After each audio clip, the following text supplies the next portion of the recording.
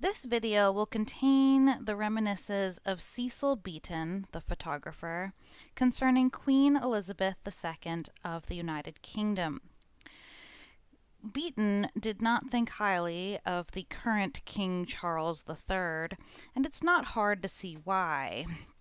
Even back then, King Charles III, or Prince Charles, was considered the most pro-Islam member of the British royal family. As a result, we have seen the United Kingdom fall into an Islamic caliphate where white girls are repeatedly raped by roaming grooming gangs who are given council housing and free legal aid. These white girls are called white slag, white whore, and other names far more explicit, and yet racist inquiries have never been opened. Despite this, King Charles and Queen Camilla regularly celebrate Ramadan publicly and pack donation boxes for Muslim groups instead of white Christians. The British royal family has never supported free speech protesters, such as the Southport protesters and these days the Epping protesters. Beaton seemed to pick up on some of these things when he wrote about Queen Elizabeth II in 1968 in his diaries. Here he is. September 1968. As if I haven't taken enough photographs during my lifetime. The exhibition, covering 40 years of work, represents only a flea bite of all that there is, yet the show must be brought up to date. Very important, I show I'm not just a bit of past Rococo, and the Today section must be the highlight. There are a few disappointments in tracking down significant people. Lord Russell said he spent too much time being photographed, and the model Verushka was always on the wing. But in spite of all the activity, I felt I must try to get a new picture of the Queen, whom I photographed back in 1945 and since then, and after advice from Patrick Plunkett, got a favorable reply from Martin Charteris, who rang from Balmoral to say the Queen was not averse to my taking some new pictures of her. Later, some pictures, specially for new stamps, to be issued in the Channel Islands, and she said she would be pleased. I suppose I've forgotten in earlier days I would get nerves before an important sitting, but certainly this time I felt quite anxious. The difficulties are great. Our points of view, our tastes are so different. The result is a compromise between two people, and the fates play a large part. One does not know if things will conspire against me, or if the sun should shine. There have been so many pictures of the Queen in tiara, orders, and crinoline. I felt I must try something different. I asked Martin if a deerstalker cloak would be suitable. No, he didn't think so, but what about an admiral's cloak, navy blue? That sounded great, and when I saw the cape in his office, felt this would be an enormous asset. We have seen too many two-piece suits, with brooch and wristwatch. This would be a great solution. Do you think it would be possible? I can only ask, Martin answered. You know the way it is. I do. Martin telephoned to say the Queen agreed to wear the cloak, was rather giggly about the whole thing, and said it didn't matter what she wore underneath it, as it wouldn't show if she had nothing on. Oh, the saucy thing, Eileen said when I relayed this piece of information to her. Martin took me to every corner of the palace, and we found no nook or cranny that hadn't been used by me at some time before. Must rely on a plain white or blue background, and determined to be stark and clean and bold. Just to safeguard, we would also take some typical ones with pillars, chandeliers, carpets, etc. The last few weeks have been a sort of nervous strain, collecting old negatives, having them printed to specific sizes, planning layouts, waiting for printers, mounters, developers. To coordinate has been frustrating and exasperating.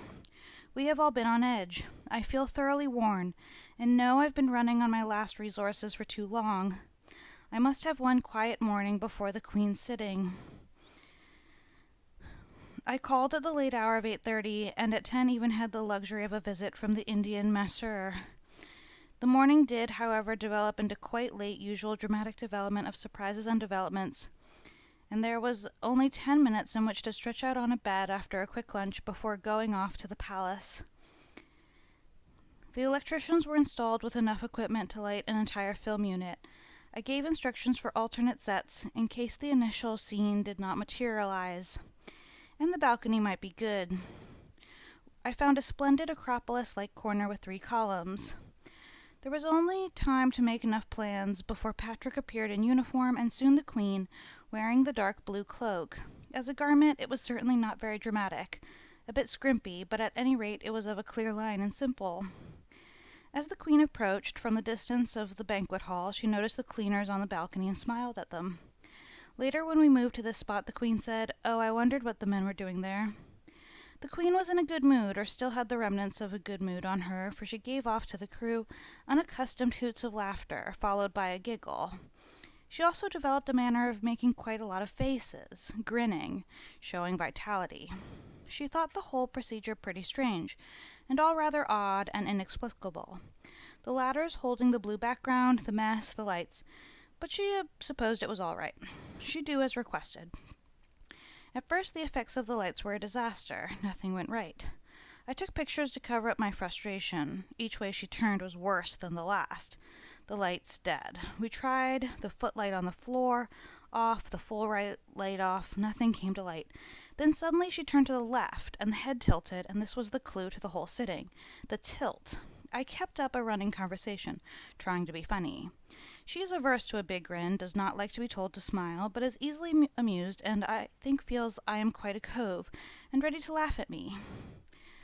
Flashing through my mind was the thought of how extraordinary it is what time does to a face, in bringing out parental similarities, developing other unexpected characteristics, and going off on surprising tangents of thinness, drawn haggardness, or fat. Princess Margaret, of a more hysterical disposition, looks so pleased, the cat after the cream, or the canary. Her more passive sister shows signs of suffering, of past anxieties. The Queen has bloodshot eyes, the blue glass eyes of her father, and all the while Queen Mary is just around the corner, while her son, Charles, seems to want to be an actor.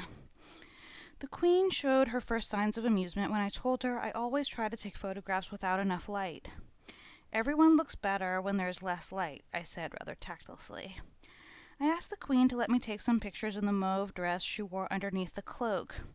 This she was willing to do, and I felt the streak of sun coming through the blue drawing-room window onto the blue sofa would make a very happy color combination. After a few of these were taken came the interval for changing regalia and setting. The sun was now shining for the rest of the afternoon, and we decided to rely on God's glorious daylight. Everywhere were sparkling possibilities. The Queen reappeared in a vivid turquoise blue dress.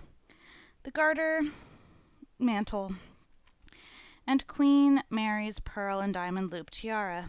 She looked splendid, and I felt elated at the possibilities. And not till later did I realize the dress was hideous, the hair bad, and the angles of the head limited. However, we banged away, with gaiety and real happiness. I don't think the Queen was for one moment bored, and she seemed to respond to my flattery and praises. Photographed in the blue room, in the yellow dining room, and continued to find quite different effects from those different occasions. However, I felt the poor man's Antigone would be best, for the pose of the head Antigone discovered is what is the most becoming of any today. I said I liked so much the wistful expression in the picture. She said it was got by trying to watch traffic.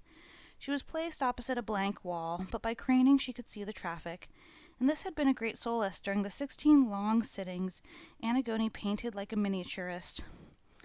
By the time I had been like an acrobat with my 2 agile assistants preparing for 1 solid plus half an hour for change. I thought it nice of the Queen to apologize for being so long and putting on all these things. I really felt the sitting had come to a natural halt. I was pleased, I was really fulfilled, and I really didn't want any more. I walked with the Queen down the picture gallery. She liked the Rembrandt. Had I seen the new John Russell book on Buckingham Palace? She retired, and I relaxed with a great whoosh of relief. "How did it go? You were pleased? Isn't she extraordinary? There's everything wrong with her face, and yet it works. She's a marvelous woman, really. I love her," he said. I went out to dinner, and when the arrangement came to show me the pictures, I was very disappointed. Even the ones on the balcony were disappointing, as the sunshine caused the Queen's eyes to be rather closed up. Maybe I was tired, but no question of masterpiece. How could the camera be so cruel? There was no imperfection it glossed over. I was appalled, really dunched. But it was a remarkable collection, the Queen shown in honesty as she is, a woman of 42, no longer a child, not a film star, not made up for photographs, not particularly interested in her appearance. This was an interesting set. It is still in the hands of fate what results will come out of the latest milestone in my career. Or is this just a nail in the coffin?